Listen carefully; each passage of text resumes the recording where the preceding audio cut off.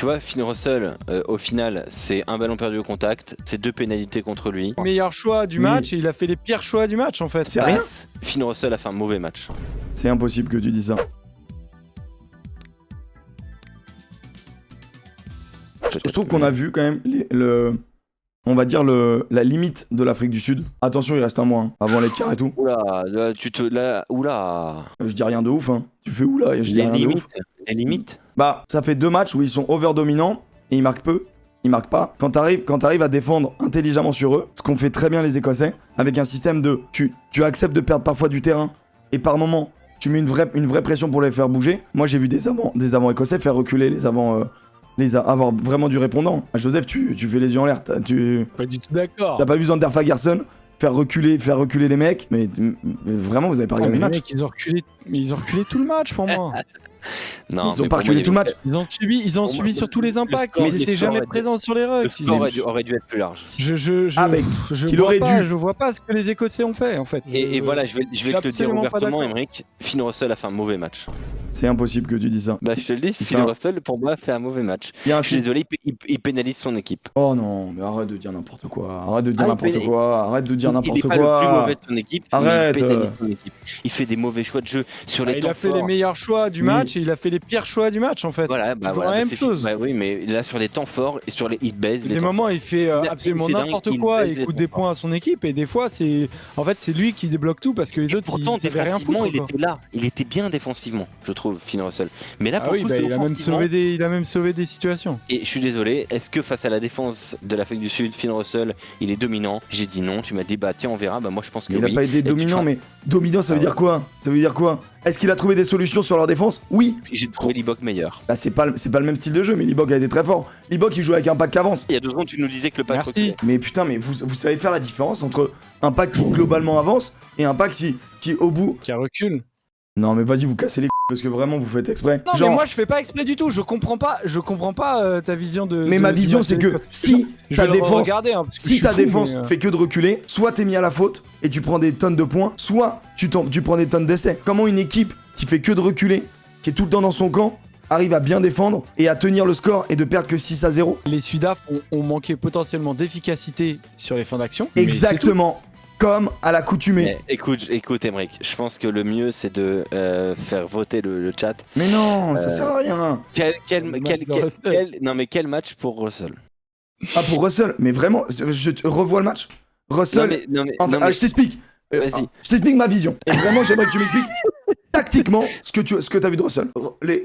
La clé du match, c'était de gérer la ligne défensive des Sudaf. Les Sudaf, ils ont une overrush défense et avec un système de poche qui viennent fermer contre l'Écosse, non pas à l'extérieur du 13, mais carrément à l'extérieur du 12 pour vraiment enfermer Russell, pour empêcher les mouvements. Donc Russell a dû absolument prendre plus de profondeur et ça a été un vrai dilemme dans le match où au début du match, il a pas assez de profondeur. Et quand il trouve la profondeur, il y a plusieurs moments où il arrive à jouer malgré le virus qui était Krill ou Dealende, malgré le virus du centre qui se met dans sa ligne de passe, il a réussi à trouver. Le problème, c'est que s'il gappe pas les gonfles, les amis, on n'y peut rien. Mais Russell a trouvé des solutions et les Écossais ont commencé à trouver des solutions à partir du moment où ils ont joué des combinaisons plus lointaines.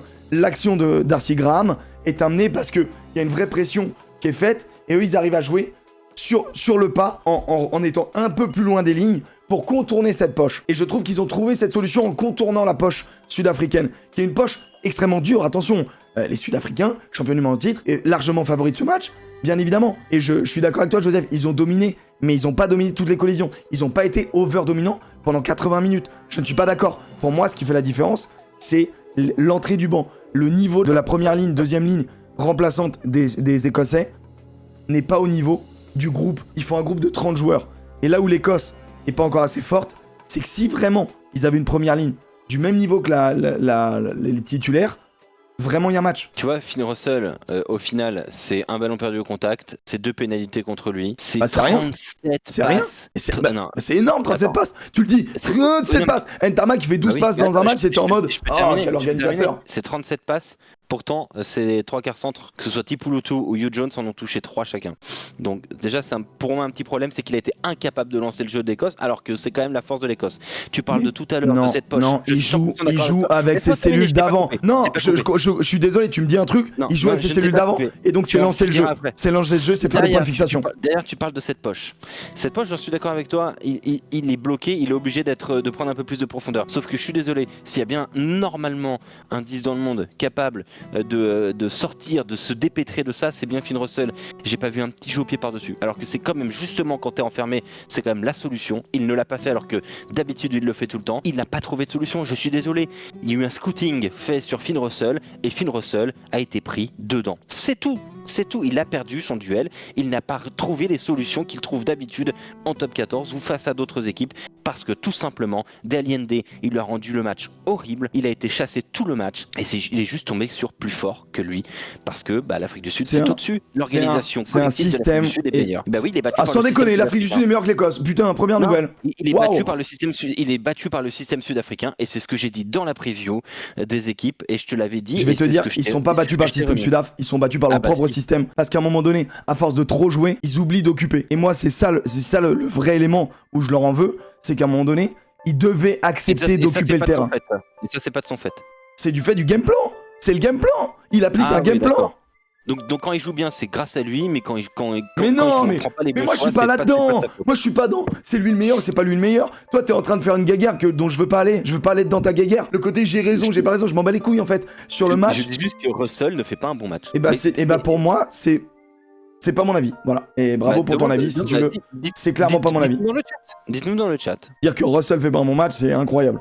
Moi, je te jure, c'est incroyable. De toute façon, j'ai sûrement tort, mais dites-le moi dans le chat. Alex a raison. Alex a tort. Non mais bien sûr. Nous on va faire un sondage. Est-ce qu'il a fait un bon match ou un mauvais match? Il n'y a pas de moyen. C'est bon ou mauvais. On n'a pas le droit à la nuance quoi. Non. Mais Alex il veut du sang, il veut pas de nuance. Bah non mais parce que sinon on nuance tout le temps tout. Sinon tout est tout le temps nuancé, tu vois. Ouais, c'est chiant ça. Mais alors qu'en vrai, par rapport à l'opposition, moi j'estime que vraiment il fait un super bon match, il trouve des solutions dans un casse-tête qui était vraiment bon. En plus défensivement il s'envoie, il est au diapason de tout. Non mais je suis d'accord que défensivement il s'envoie. Honnêtement c'est intéressant parce que, tu vois, moi je trouvais qu'il avait un vrai... il y avait une énigme, tu vois, en face. Oui mais on parle de Finn Russell, on parle pas de Cameron Redpath, tu vois. On parle de Finn Russell, on parle d'un gars Cameron qui fait une très bonne rentrée d'ailleurs. Oui, bien sûr, mais on parle d'un des 5 meilleurs ouvreurs du monde. Enfin, soyons clairs quand même avec Finn Russell. Je suis désolé, on attend d'un joueur comme Finn Russell. Mais tu t'attendais à quoi? C'est quoi? Qui perce une ligne de défense? Non, qu'il trouve des solutions. Et sur la solution qui est très bien... Son équipe a marqué 3 points, Emeric. Mais c'est pas le problème. Je suis désolé, il a une incidence dans le jeu d'attaque de son équipe. Ah oui, mais à un moment donné, est-ce que c'est son problème si ça finit mal, si Graham... Non, c'est pas 100% son problème. Si Libok il fait un acte défensif incroyable sur Graham. Mais est-ce qu'il a ouvert des solutions claires et évidentes pour les autres? Moi c'est ça que j'ai pas vu. Quand il met la balle, en première mi-temps sur son deuxième centre ou son ailier je crois qui vient et qu'il y a un énorme espace, il arrive à trouver le trou, sauf que l'autre ne capte pas le ballon, il trouve les zones. Est-ce qu'après les autres ils arrivent pas à avancer? Il y peut foutre rien. Il a trouvé les zones, il a solutionné le problème. C'est ça qui est dur. Ah non, alors pardon que tu dises qu'il a solutionné, ça je suis pas du tout d'accord. Là, il y avait un problème en face de lui, il a trouvé les solutions. Oui, mais non, il a trouvé des morceaux de solutions, mais il a pas réussi à créer un Comme Pierre le dit dans le chat, quand t'as 2-3 touches à 5 mètres et que t'es pas foutu d'en lancer une, à un moment donné... Ça c'est un autre problème, ça je suis d'accord avec toi, c'est un autre problème. Mais il a pas trouvé la solution. Oui, bon match à 51%, non, à 49%. Mais vraiment, ils ont raté à 5 voix après. Mais non, mais enfin... Ce chat de HPI est exceptionnel. Soit c'est une belle blague du chat, soit ça veut dire qu'il y a un vrai débat sur le match de Finn Russell. Et dans ce cas-là, c'est intéressant.